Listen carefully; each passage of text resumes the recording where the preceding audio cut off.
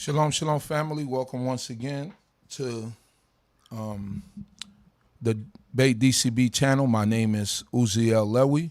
I'm one of the teachers at Congregation BINAH CHOKMAH BINAH, located in the Red Hook section of Brooklyn, New York, 382 Hamilton Avenue, Brooklyn, New York, 11231. Thanking the Most High God for life, food, clothing, and shelter, wisdom, knowledge, and understanding. I'm grateful to this mighty King for the lives of all of us, the lives of Yisrael scattered in the four corners of the earth. And I pray that the Creator of heaven and earth be with us all, guide and protect us, continue to watch over us and keep us, even in these tough times.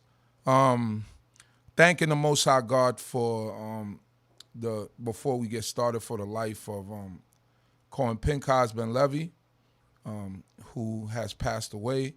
So we acknowledge in his life, and we pray that the Most High God will bless his memory. We're going to move straight ahead, and we're going to hear from one of my teachers for many years, who still to this day continues to enlighten me with wisdom, knowledge, and understanding that the Most High God has given him. And you all know him, Nasik, Zurishaddai Ben Yehudah. How are you, Nasik? Great, Baruch Hashem, good. First of all, I give praises to the Supreme Eternal Universe, God of my forefathers, God of Abraham, Isaac, and Jacob, Abraham, Yitzchak, Yaakov, and due respect for the platform on the D.C.B, the Chief Prince Yisrael, and also to the host, Chief Yehudah, and all to the princes, chief, rabbis, brothers and sisters, Kohanim, and also my condolences to the family of Cohen Pinchas, who stood in the front line for many years for the nation of Israel. May God comfort you amongst all other mourners of Zion. And I would greet the brothers and sisters out on the side of my voice, Shalom Aleichem, and then early Shabbat Shalom.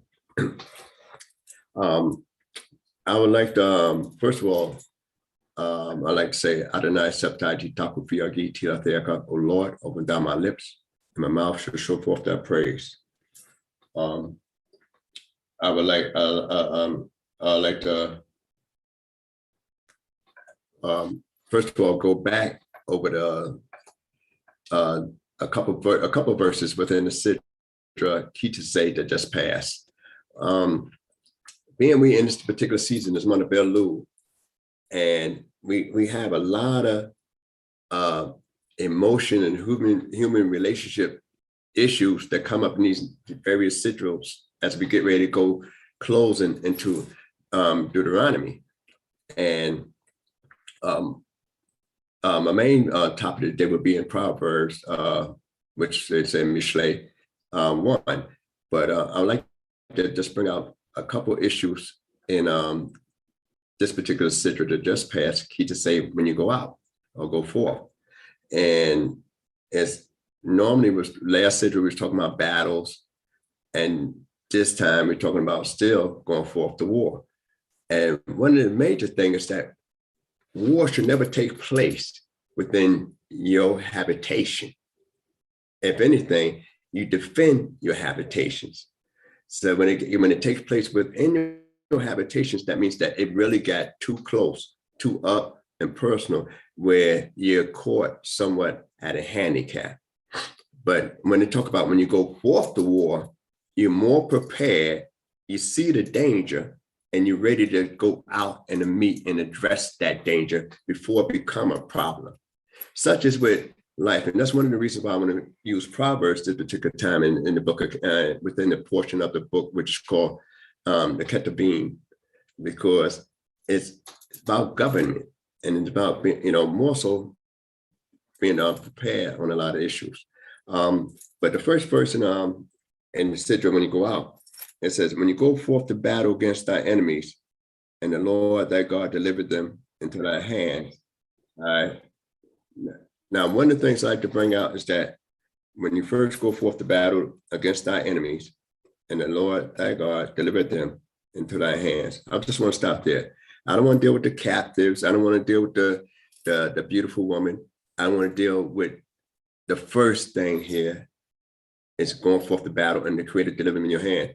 Now, we read where it says, go forth, but let the Hebrew part, when it says, CHOKMAH, all your veka.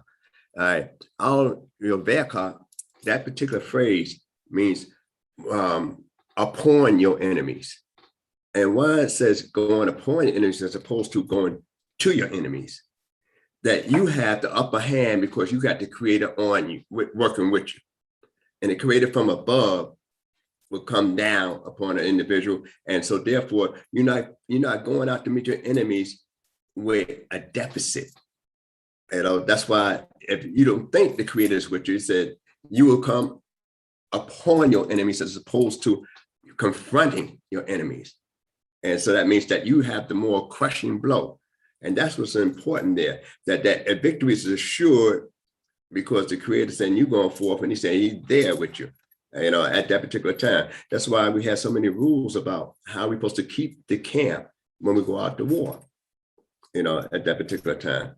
And another interesting thing here in this particular sidra, I like to bring out, and which is a moral lesson, you know, with problems and atrocities that come up in your life, you know, is that when the creator's, you know, with you and you turn to the creator for, you know, assistance, you are really going to rise above the problem, not necessarily have to battle the problem head on.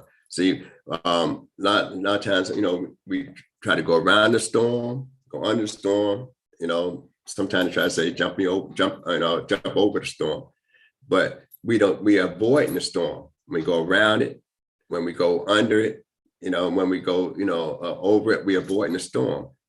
But here, it's not just going over the enemies, it's coming down upon the enemies, you know, so where we have a crushing blow. So we're still addressing it without a whole lot of confrontation. Now, and another part I like to deal with is in the 22nd chapter of that particular sidra. And it reads, thou shalt not see thy brother's ox or a sheep driven away and hide thyself from them. Thou shalt surely bring them back unto thy brother. And if thy brother be not nigh unto thee, and thou know him not, then thou shalt bring it home to thy house, and shall be with thee until thy brother require it, and thou shalt restore it to him. And then it goes on to various other items. Now, what is important in this area here is that now people think about, you know, from a modern day to 2021, what I'm gonna do, how I'm gonna go ahead and get this ox back. How I'm gonna deal with this sheep, what I'm gonna do with this sheep. And this sheep wandering around. Well, first of all, we gotta look at the society we're talking about, because here, these laws are going to take place when we cross over to Jordan, more so, because we all camp close by in proximity to one another. So, and everybody had herds and cattle. So since everyone had herds and cattle, it's easy to say, well, this belongs to such and such, this belongs over here to there. But when you go into the land and you have the parcels of the land, then you get a little bit more space, a little more spread out. But this is a law that cannot be enforced by human beings. You know, in other words, if you took something from somebody and they find a theft in your hand, whatever, we could deal with that. All right. If you hit somebody, we could deal with that. But how can I deal with something that you say, I know you had to see it. You know, I know you saw something passing over here. You know, that's only between you and the creator. Only the creator knows whether you've seen something, an ox going astray or a sheep going astray, and act like you didn't see it. But in a court of law, we can't prosecute you because we don't know what you saw. So this is one of those laws that's only between you and the creator, because I can't prove you didn't see that, because some people be staring out, and most of us in this society, they when we go to work, people be focusing and looking out, but they don't be paying attention. So the eyes be open, their eyes function, but they don't see what's in front of them. And a person walk up and say, hey, you didn't see me coming? And sometimes it'd be real. So now, what's even more important about this law, and this is one of the laws that's mostly taught to kids, because this one thing we always say, you don't find anything in the house. It belongs to somebody in the house. But and you say, well, an ox, is a valuable piece of merchandise. It's a valuable piece of merchandise for people at that particular time. That's the most valuable item. Now, the thing is that you got to go ahead and get the ox or get the sheep. And then the thing is that when do this law, and I'm gonna jump around just a little bit before I go into the Proverbs, because we got to deal with issues that arise. What happens when you don't do this law? What is the consequences of it? So it's not just saying, I'm not going to get that brother's ox that's lost. I'm not going to get that brother's sheep that's lost. But I don't care about his loss. That's the underlying thing behind it. You don't care about what harm it does to the next individual when you hide your eye from that. So as we come into the season, and I'm saying we must be concerned about another individual's welfare, their prosperity, as well as their loss. A lot of times we worry about people prospering more than us, but very rarely we're concerned about a person's loss, and then take responsibility. So the Creator, through the prophet Moshe, when he giving this teaching here, the Lord saying that you're supposed to be concerned about a brother losing something. Now, when a person loses any item, they're not comfortable. They're uneasy. Sometimes they can't even function until they find the item. And so even it's not just a financial issue, a physical issue, but it also becomes a mental issue when you put something down or have something that's missing and you say, I wonder where it's at. And you have a lot of stress and tension trying to figure out where it's at, especially when you need it. We know that this law goes so deep that you got to maintain this ox or this sheep or care for the item. So now when you got to maintain and care for the item, what expenses you incur? So this is going to cost you. The ox got to eat. The sheep got to eat. You got to take care and secure the item. And you must not only wait, but look to see if somebody going to inquire about this here. So now you not only have to rescue and hold the item, but now you already now got to be motivated enough to say, I need to find out who this belongs to. So all this for a site that only you and the Creator know. Nobody else can witness this. That's why I say the Lord said that you should not hide your eyes from it. You should not turn a blind eye to it. And the most books say, so now I'm not going to beat that, go into it that much. I just want to bring these things out. Just a couple of things, because I want to go into the Proverbs because it's setting the stage. But I could go a lot more and just on this one little item here.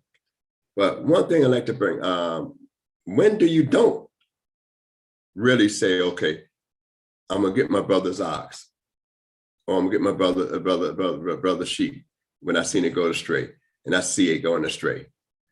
All right, because we got a law, and it says you should love your brother, neighbor as yourself. All right, that means right in there that you want for him like you want for yourself. All right, that's one of the areas though. So now, when you say, okay, I like my food hot and he like it cold, that don't mean that. That means that for what his concerns should be your concerns. Whatever your goal in life, you should say, I want him to be able to fulfill his goal in the life as long as it's laudable. But when will we not? Now, there's a lot of laws where we say you're not supposed to do. There's more laws are negative laws than it is positive laws. And so it's a lot more that you don't do in Torah as opposed to what you have to do in Torah. But here's a positive law telling you what you first to start off with the negative. You should not turn your eye from it. That's number one. Now it's a positive command that you got to get it and maintain it. So you went from a negative law where you're not supposed to act like you didn't see it to a positive law where I got to act on it now and do something about it, the situation. And my situation in the positive law don't stop with just one move. It keep going on and on and on. Because now I got to get it. I got to hold it. I got to maintain it. And I got to wait, or find out who it belongs to. So just from one negative saying, well, and normally we have 248 positive laws and up to 613 and 365 negative laws in the commandments. So from one negative law, we get all these positive things we got to do behind avoiding this negative law, what not to do. But when we might find it out in this area, well, I just bring this out just for thought. And and the reason I bring this out is for discussion amongst the various congregations that might be looking at this here YouTube video. And suppose you're a Kohen and you're walking and you see this ox or sheep and it runs into a graveyard. Well, now you are exempt from that particular law because you're a Kohen and you can't voluntarily become unclean as the Kohen, though you know that that ox or that sheep belongs to somebody else. But it's in the graveyard now. The best you could do is pass information on about it, but you personally, I cannot act on the positive commandment because you only could be unclean for a near kin. And if you are the high priest, you can't be unclean at no time for anybody. So that law, because who will tell where the animal going to go and where they run to? So that law you're exempt from. Now also, suppose you're an elderly individual and you cannot run to catch up with that ox. You cannot run to catch up with that sheep because of your physical condition. Then you will be exempt. So I'm just bringing out some things for discussion in the various congregations to show how laws is in relationship to human beings in their neighborhood and the brethren, because a lot of things comes out and these issues, even when it comes to judging. One of the things about judging in this particular sidra is that it says that you would, acquit the innocent, and pretty much, I'm just paraphrasing right now, and condemn the wicked or the wrong. So now the question is, how is it that you must acquit the innocent if you're a judge? And these issues come up in this particular sidra that just passed.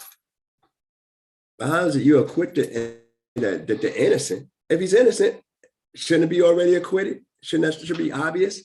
Why make a statement that you're supposed to, acquit the innocent and then condemn the wickedness? Now the wickedness, if something wrong, it's wrong. If something is wrong, it's definitely wrong. But why that statement? It seemed like it's unnecessary. But then you got to look at the word that's used. Devar, when Moses was judging the people from day and morning to evening, and earlier, etc. in the book, when Yithro come around, Sidra Yithro, or Jethro, he said that he wanted to give him insight on Devar matters. He used the word Devar. But when Davar matters. When you get righteous judgment, and it's Davar, it's a matter that, okay, we got to take this here to the court because I'm not sure who's right. So now with that, you bring peace most times because you both agree we got to take this to the court because I'm not sure if I'm right. I'm not sure if you're right. I believe I'm right. You believe you're right. So we take it to the court. All right. But, and then from there, you can have a peace. But when it says acquit the innocent in this particular portion, sometimes what Lot herdsman and Abraham herdsman had, a quarrel. They use the word reeve, which means a quarrel, an argument. The Hebrew word is reeve, which is a quarrel or argument. And a quarrel is, I don't want you to be right at all. I'm not looking to be right. I'm arguing with you simply because I don't agree with this, and you argue with me because you don't agree with me. And if it gets to a matter of court, all right, I'm not satisfied with the judge. I'm still mad with you because I don't like the outcome if I lost. And that's why the word reeve, as opposed to the word davar, being used in different court matters, with Lot and herdsman and Abraham's herdsman, that little argument between them two caused them to separate. It was not even a compromise made, other than Abraham said, you go to the left or you go to the right. But the argument should have been, but they didn't address the argument at all, and that quarrel, but I mean, and one of the things that I like when I normally look at that particular episode is that it says the parasite and the Canaanite was in the land. Two nations, even though they're from the same background, Hamitic, two nations dwelling together in the land, and you just two people, of immediate family, and y'all can't get along. So hence, that's why you might see more of acquitting the innocent, because even if you have to acquit the innocent, that means right then and there that no matter what the ruling is, it may not be a peace or shalom between the brothers afterwards. But when it is a davar, a matter, when Moses was dealing with, then it's going to be peace and judgment, when righteous judgment. So now that bring it up because sometimes we don't realize when we have a matter to really try to rectify, or we got a quarrel that we don't care how it come out. And that's important as we go to seasoning, reaching Yom Kippur, because it's part of our repentant process. To know if I had a quarrel with you, or to know if I had a matter of the discussion, debate that I need some insight and justice. So we're gonna go into the book of Proverbs, and hopefully there's somewhat justice in explaining those points there. Proverbs 1. Chapter 1, right? Yes. Now in the book of Proverbs, let's see, marker here. Yeah. All right, Proverbs is the second book of the Ketuvim. And we know that the Proverbs, for the most part, was written by King Solomon, the tribute to King Solomon. But also King Hezekiah in his council, also when we read 25th chapter, organized it. I gave a talk on that before. And just for the sake of time, I'm not going to go over that in the same vein. But I'd like to bring out some points here. Now, Proverbs is one of the books that really, Proverbs is one of the books that introduces itself and gives a heading, introduce the writer, introduce what the book is all about, pretty much, in a nutshell. And it's actually addressed to, and it tells you what its objective is. Very few books actually tell you its objective from the beginning. But Proverbs, the book of Proverbs, let you know its objective from the very beginning when you start from the first chapter. And it's a young man and fools. Now, when is the man considered independent? Well, according to the scriptures in Torah, from 20 years old and upward, when you're able to fight, when you have a full value estimation, then you're responsible wholeheartedly, for anything as society. Now, in most states in America, it's 18, and in some places it say 21. But in scriptures, it's 20. In some ancient periods, they say 25 in maturity, because actually, and when it comes to certain jobs description, especially amongst the Levites, 25, and then some say 30, that you only really become really responsible in your job and become counted for at 30. Hence, we get those examples from the book of Numbers when they count certain people in the Levitical order.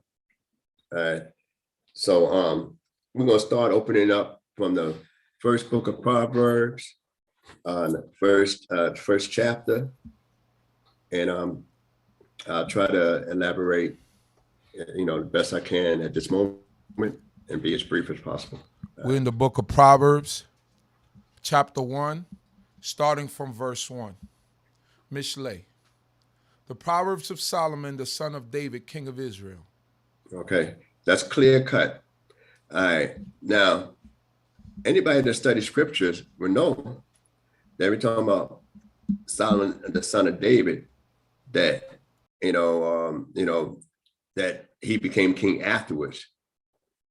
But why state again that the king of Israel?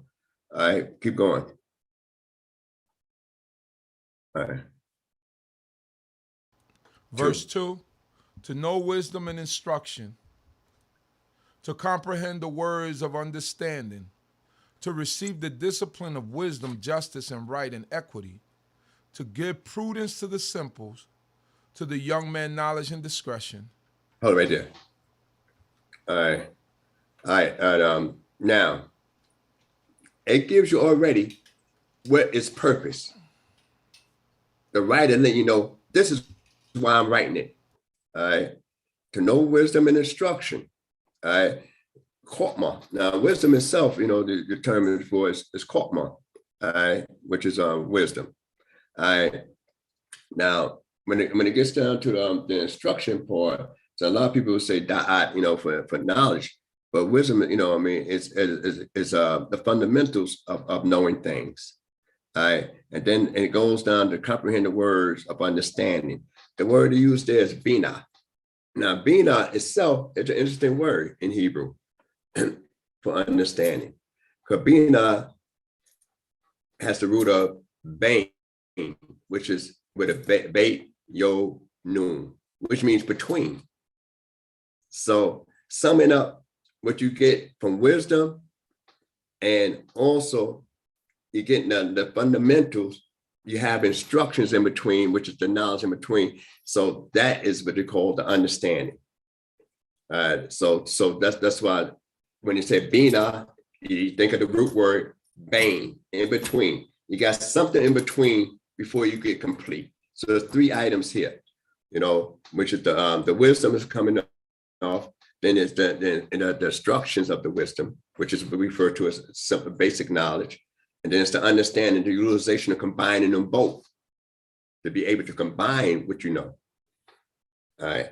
And it goes on to tell you that. Verse 5. No, before you go there. Okay. Justice, right, and equity, to give prudence to the simple, and to the young man knowledge and discretion. All right. So that means some people that's really adolescent, the simpleton. All right. And to the young man knowledge. All right. And they're saying this is what my purpose is, to teach the youth, because they are very impressionable. All right. And we ain't talk about no toddlers. We ain't talking about guys like, 5 years old, 6, 7, 8, 9 years old. We're talking about people that reach puberty already, because them the ones that are most impressionable and most subject to go stronger astray. All right. So now it goes on to say the 5th verse. Verse 5 reads, that the wise man may hear and increase in learning, and the man of understanding may attain unto wise counsels. Hold it right there. though it's mainly addressed to the ones that's simple and to the young man, that that they don't have that much knowledge yet. It said also this particular book, when you read the books of Proverbs, it goes on and let you know that the wise man meant here increased learning.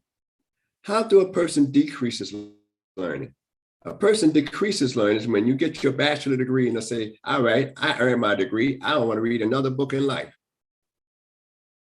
And you're going to come back to that later on where it says, he that don't increase knowledge decreases it. So the Proverbs early letting you know that you could even learn, even though you have an X amount of knowledge, excessive amount of knowledge, that Proverbs don't tell you anything new. It just reinforces those things that you already know. So you don't learn new insights into Proverbs. But what you do is reinforce and get a different perspective or viewpoint on what Torah is. All right. So now, and continue. And understand Verse 6. To understand a proverb and a figure, the words of the wise, their dark sayings. Okay. Now, before we get to that, some things, when you hear it for the first time, and the brother be talking and expounding, and he just give you a hint, like we read sometimes, a hint to the wise is sufficient. How could a hint to the wise be sufficient without telling the whole thing? Because he already can analyze and figure out from certain fundamentals where this is leading to. So people think about prophets predicting the future, but when you see certain things go down, you know automatically, if you move in this particular way, especially after you, I know what you're gonna head for. I can see that right ready. You can tell when a child be playing and they get too close to something dangerous and the child be oblivious to that, you would say, okay, they keep going like they're doing in that direction they're going, that they're gonna have a problem. So now you could see that and you head it off. They didn't get there yet, but you heading it off because you see that's going to happen. Now, if you don't say anything and do anything, then not only is the wrong thing to do, but they have hurt for it. All right, keep going. Verse 7. The fear of Yahuwah is the beginning of knowledge, but the foolish despise wisdom and discipline. Okay. All right. The fear. Stand in awe. See, some people don't like to be afraid of anything. Some people, but either you're afraid of everything or you're afraid of nothing, but you can't eradicate fear. Even though we say the English acronym we use for is false evidence appearing real. Well, there's some real fear, which in the Hebrew is standing in awe or reverence for certain things. And that's like a profound respect. In other words, I don't want to be looking bad in front of such and such. I don't want to embarrass the Creator by my actions. So when we don't want to embarrass the Creator by our actions, that's reverence. That's a fear.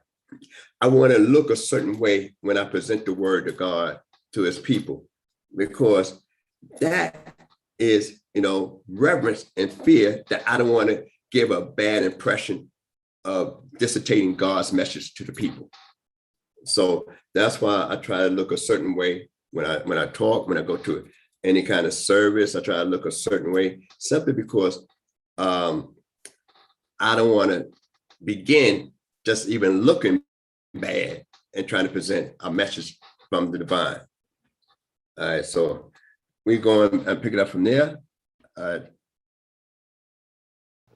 Verse 8 reads, But the foolish despise wisdom and discipline. If we get all right, that means, all right, the fear of the Lord is the beginning of wisdom, but the foolish despise wisdom and discipline.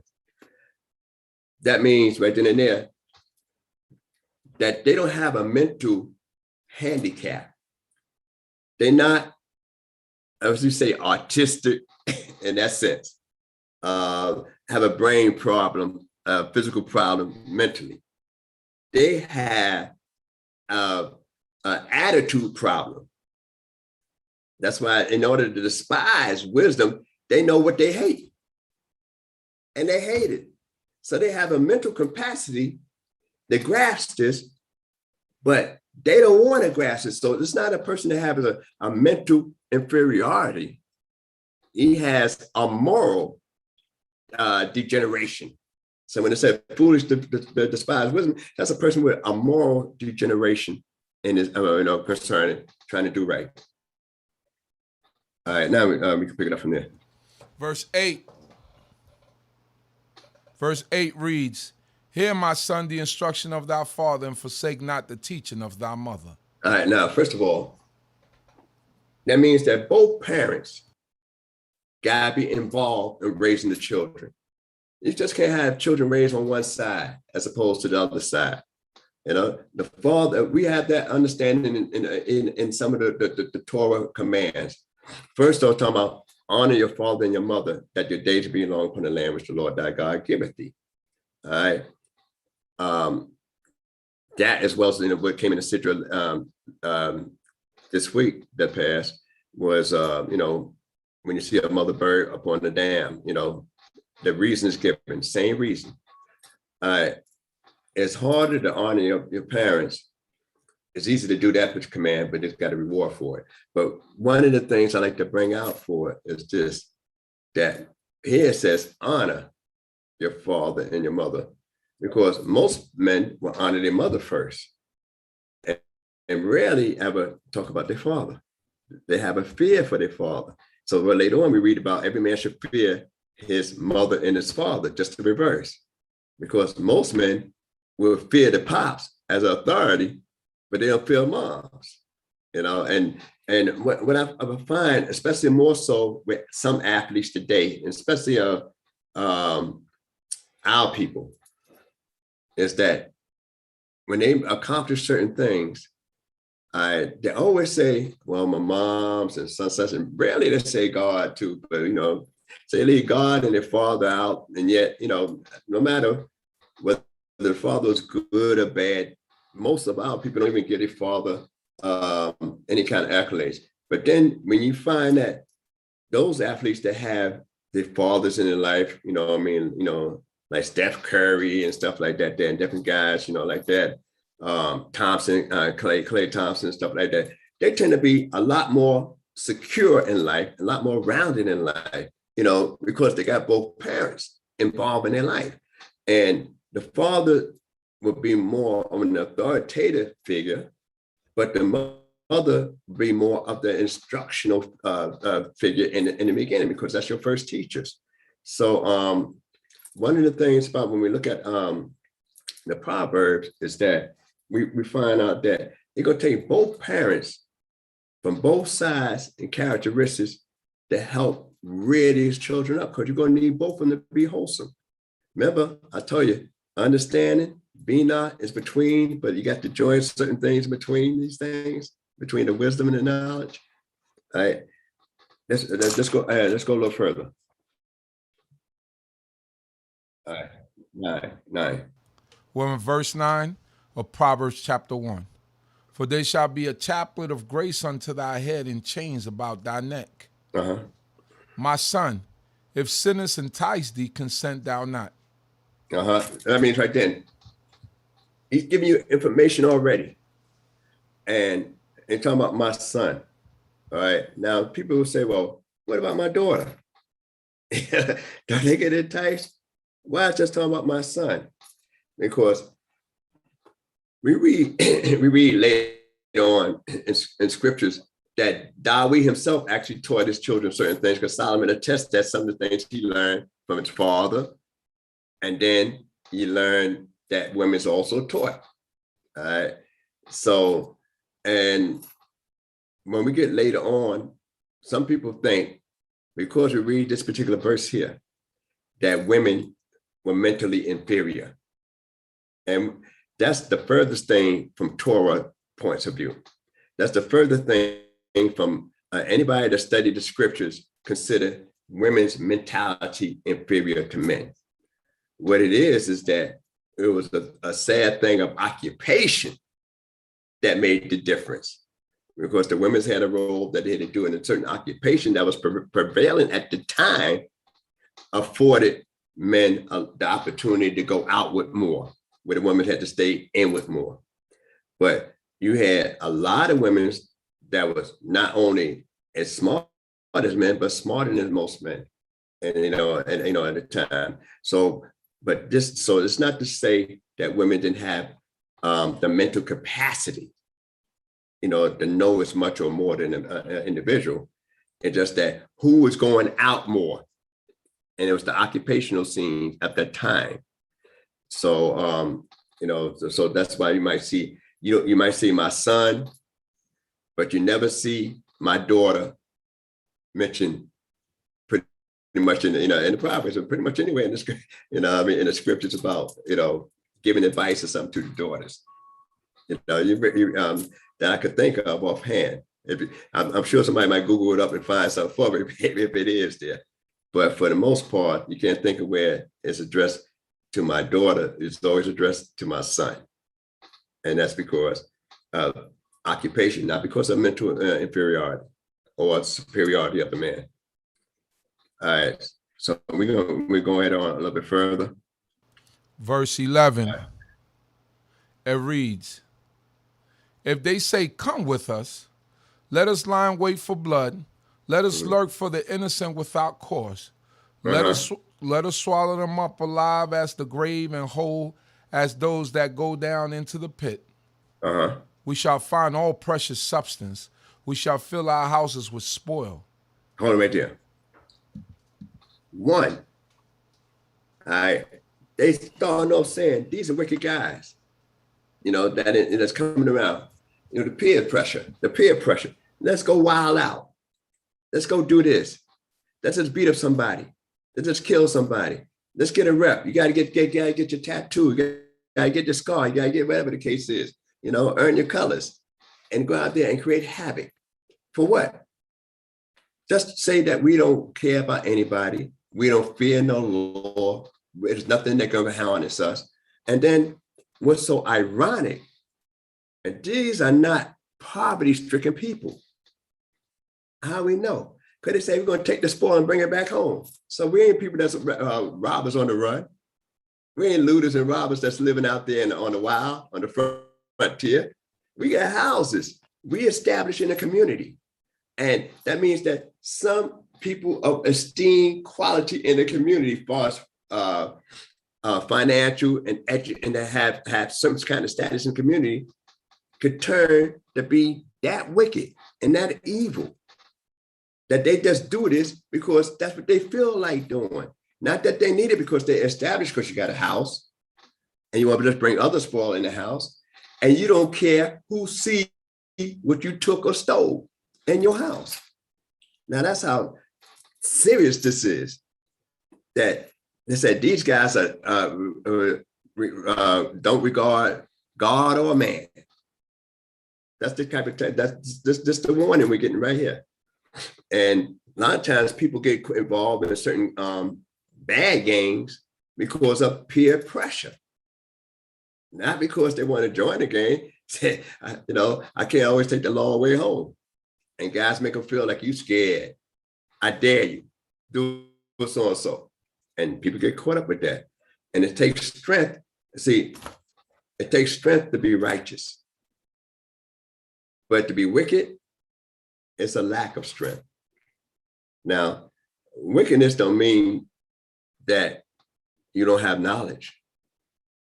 Wickedness is a principle or a standard done with certain skills. All right. So we're going to go just a little bit further here. We're down to the 14th verse. Proverbs chapter 1, verse 14. "Cast in thy lot amongst us. Let us all have one purse." Hold it. What that sound like? That sound like communism. That's what that sound like. Communal. We're going to have our own community. Yeah. We're going to take all this stuff, look for the innocent, kill, pillage. And we living right here. And we're going to all have one part. But the sad thing about communism is that everybody can't afford color TVs and laptops. Only the people on the high echelon that does that. And also, not to go into a lot of political areas, but the thing is that when they doing this here and got one pot and one purse, what moral standards do they have to secure it and make sure everybody get a fair share? Since it's only one purse, one pot, but yet you went out collectively to steal it. You know, you went out collectively to steal it as individuals, but yet you put it all in one pot. But where the pot going to be? Where the purse going to be? Who's going to be in charge of the purse? And it goes on to say, 15. My son, walk not thou in the way with them, restrain thy foot from their path. For their feet run to evil, and they make haste to shed blood. Mm-hmm. For in vain the net is spread in the eyes of any bird, and these lie in wait for their own blood, they lurk for their own lives. Keep going. So are the ways of everyone that is greedy of gain, it taketh away the life of the owners thereof. These guys have no limits on what they would do, but yet they so brazen, so hard, so riotous, you know, that they could see the trap laid and they say, that trap ain't gonna hold me. I'm gonna get what I want. They could see it set up and say, oh man, we could take this bank. We could rob this here fortress. Those outlooks, the alarms don't mean anything. The security don't mean anything. We're gonna get what we want because we know it's there. It's meant to catch the fools. They ain't gonna catch us. But the Proverbs, the writer's telling us right here that, yeah, you're gonna get caught. You're gonna reap the havoc. You're not gonna get away. This is some of the instructions going on. So, but this is just on a physical level of taking materialistic stuff. We'll read a little bit further.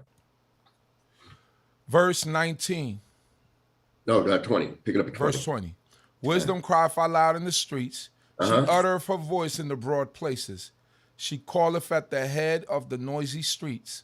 At the entrances of the gates in the city, she uttereth her words. Stop right there for a moment.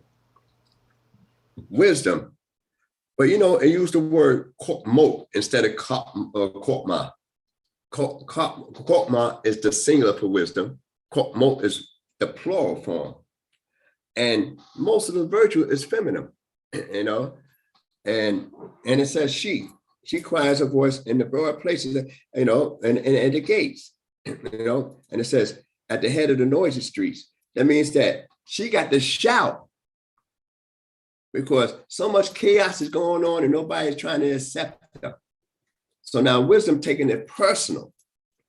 I know most congregations, some certain congregations might read Proverbs 8 on the regular before they go into certain teachings, but most of those attributes like wisdom, you know, BINAH, mostly feminine, you know, which is another story to be explained. But wisdom itself is multiple wisdom crying out, but it's only one voice crying. That means the message is still the same, even though wisdom is in the plural. The message is still the same. My cry is still the same. It's just that now I'm trying to be everywhere at once, but my message is still one thing. And it goes on and say, pick it up on the 22nd verse. 2. It reads, how long, ye thoughtless, will ye love Slika? How long, ye thoughtless, will ye love thoughtlessness? How long will scorners delight them in scorning and fools hate knowledge? Okay, hold right there. There's 3 people to subscribe right here. A thoughtless individual, a scorning individual, and then one guy that said, look here, I'm brutish in my knowledge. I don't want to hear that stuff you talking. Now I'm capable. I just don't want to hear it. 3 different people. All right. But what they have in common is that they like what they're doing. That's what they have in common. These are the guys that be in the street. These are the guys that are doing all that kind of stuff. That's why wisdom calling out in the gates and every place where judges be at. That's where the judging take place, in the city gates. And these three type of people here, a thoughtless individual, they call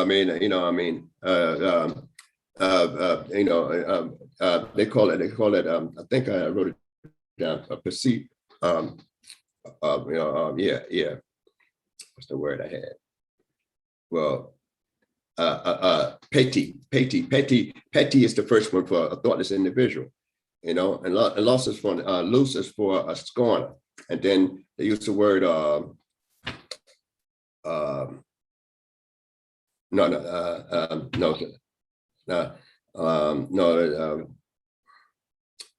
petayim, which is the plural of petty, which is the plural. All right, for that. And but when we look at this, like I said, the thoughtless individual, he don't want to consider, and then they talk about the scorner, and selfless stuff, and say, oh man, you trying to do all that righteous stuff. You be about all that righteous stuff. Ain't about that. But that's not my forte. And the fools hate knowledge, and talking about another individual that say, look, I don't want you bringing, I don't want to try and learn nothing further. I don't want to learn it. The scorner just rejects it. The other guy, man, don't want to hear it, but they all agree that that's what they want to live. That's how the lifestyle they want to live. Sometimes you just can't talk. You could talk to people until you get blue in the face, but they don't want to hear it. They want to listen and push you away. And you be telling them stuff for their good, but they're overconfidence here. And it goes on to say, verse 23. Yes. Turn you at my reproof. Behold, I will pour out my spirit unto you. I will make known my words unto you. All right. Well, a lot of people in the church like to use the word pour out my spirit unto you, but it means more in the Hebrew to weep, to cry. Wisdom is crying because nobody want her. And it's talking about these individuals that it's talking about. Y'all don't want me. God don't need me, but y'all don't want me. You know what I mean? And that's the thing. Because God created wisdom. So if he created, he working with beyond that, beyond our comprehension. All right. And it goes on to say, I will make known my words to you. All right. Pour my spirit, and I will make known my words unto you. In other words, I'm gonna help you out. I want to work with you. But go ahead. Verse 24. Because I have called because I have called and ye refuse, I have stretched out my hand and no man attended. But ye have set at naught all my counsel and will none of my reproof. All right. In other words, I'm warning you, I'm reaching out, and you don't want to accept me. All right. Now, one thing I like to go back to number 7 verse. All right, the number 7 verse is in that same chapter. Just read the 7th verse again. Yes, in the same chapter. All right, we're going back to verse 7. Right. The fear of Yahuwah is the beginning of knowledge, but the foolish despise wisdom and discipline. Okay, now the reason I went back to that because I was trying to speed it up a little bit, but then when I got to this verse here, I just remember I went past a point I wanted to bring out. Is that David said the beginning of wisdom is the fear of the Lord. All right, that's when you read in Psalms 111, then verse 10. Whereas Solomon now, whereas David looking at wisdom is not the end to the mean, it's a stepping stone to God. Solomon seemed to be different here. But then Solomon picks it up later on, I think in Proverbs 9, where he quote exactly what his father quoted, that the beginning of wisdom is the fear of the Lord. But here in Proverbs 1, it seems like I'm not really sure if that's the perspective I need to go. Where David, where wisdom is the goal right here in Proverbs 1. They're getting that wisdom and getting the knowledge. But David said, no, wisdom and knowledge is only my step to the Creator. So a lot of times when people would ask me, what do you think, what we think you like to emulate more.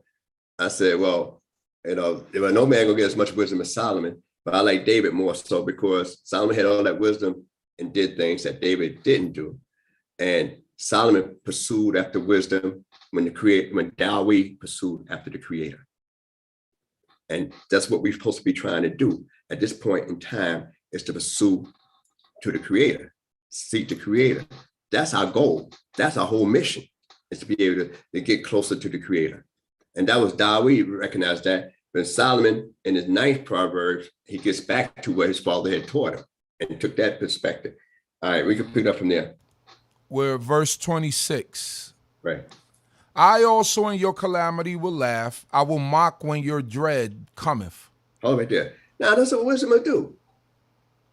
The Creator, that sound kind of ignorable somewhat, but in other words, we could reinterpret it a different way and say, oh, I told you so, I told you so, I told you so, I told you so. Where with the Creator don't have no delight in the death of the wicked, but the wicked should change from their evil ways. So I brought that point out to say that if you're pursuing wisdom, wisdom is only a stepping stone, but God could bring you home. And that's the difference, because wisdom don't help you, grant you remission of sin. It's the Creator that grants you remission of sin. So therefore, if I mess up, no matter what I know, I can have all that wisdom as possible. It's only God that can actually save me in the end. And so wisdom would say, you wouldn't listen, you wouldn't heed my advice. But we have to heed Torah, and the Torah and the instructions that's given in Torah, wisdom has given us more insight in trying to, understand the Torah, but understanding it and being able to approach the Creator and being allowed to approach the Creator is our ultimate goal. All right, let's read a little bit further. 27 reads, when your dread cometh as a storm, and your calamity cometh on as a whirlwind, when trouble and distress come upon you, then will they call me, but I will not answer. They will seek me earnestly, but they shall not find me. Hold it right there. Now, this wisdom almost sounds like you talking to the Creator. It's almost like you're talking to the Creator now. Look here, you want me to help you out in your situation? You're on your own now. So much for wisdom. You're on your own. I did all I could do. Now you got to talk to the one that created me. You got to deal with the source of all creation. I can't get you out of this. I can't be a better mouthpiece for you now. I try to pull your coat. I'm crying and begging. Now, look at you now. Now you want me to help you out. Only one could get you out of this situation now or save you is the Creator. So one of the things I like to say, and this I know a good time to bring this up, because I hear so much about the death angel, and I like to just, for the records, straighten things out, is that when Moshe was going to be on his way to the end back to Egypt, it said the Lord sought to kill him, not the angel.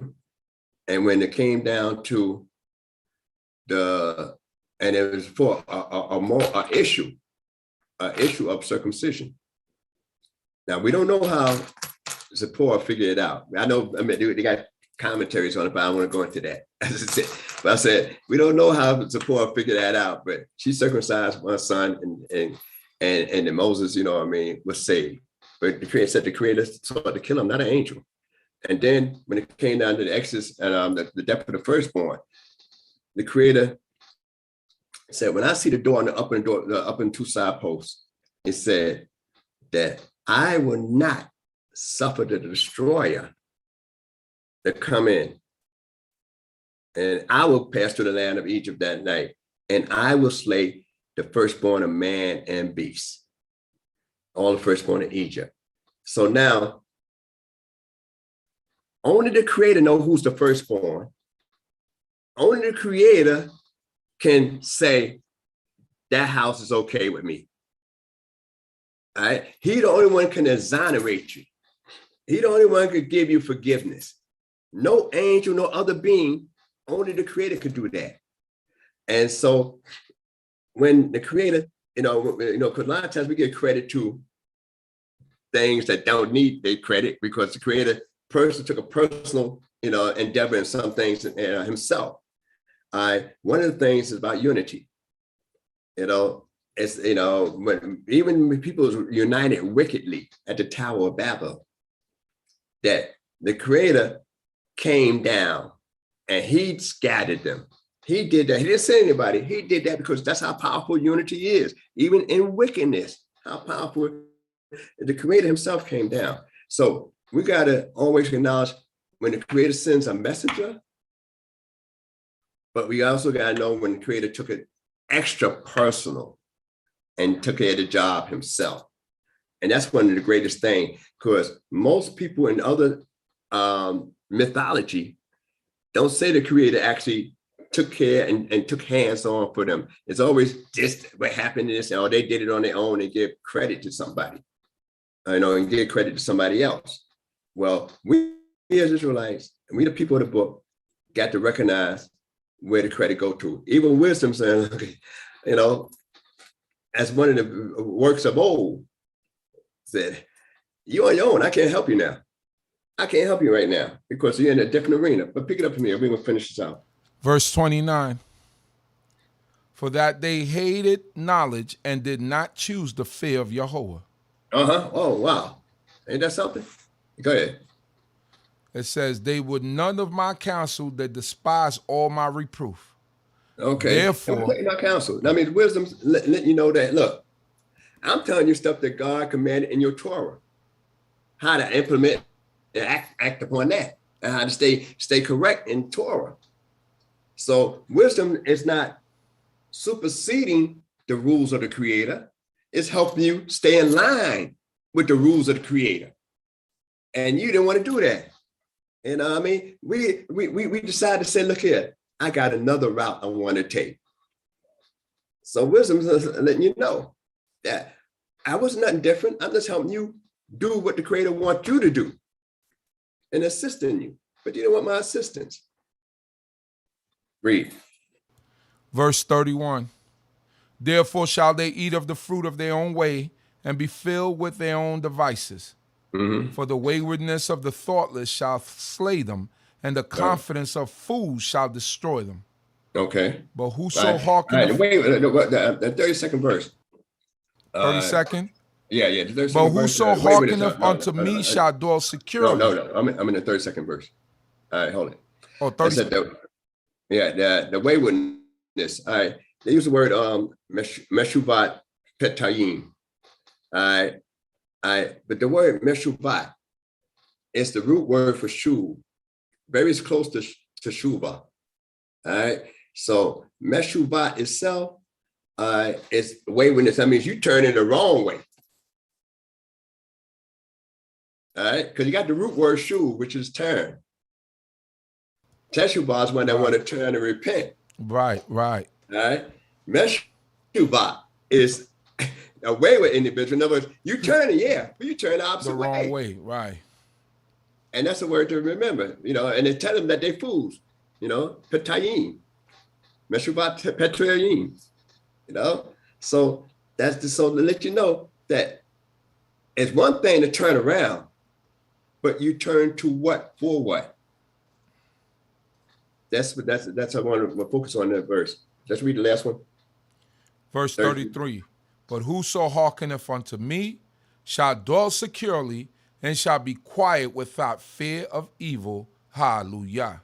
Hallelujah. And I know I went kind of fast in some areas there, and any mistakes been my own, but I hope what I said helped a lot more people than what I said hurting a lot of people. And as in the season, I'll be going through different portions of the writings and stuff like that in this particular season, just hopefully amp everybody up for that great day of Yom Teruah, when you're hearing the show for every single day, and then you get to that wake up call day, and then you start to really intensify and prepare for that day when the Creator said, the gates of, forgiveness and mercy is open. You'll be able to be inscribed in the book of life for good. And I wish that for everybody. And with that, like I said, Shalom Aleichem, the early Shabbat Shalom, and any mistakes been my own. Any comments? Hallelujah, Nasik. Shalom Aleichem. Shalom to everyone also. And early Shabbat Shalom to everyone. May the Most High God bless you all. May the Most High God bless you, Nasik.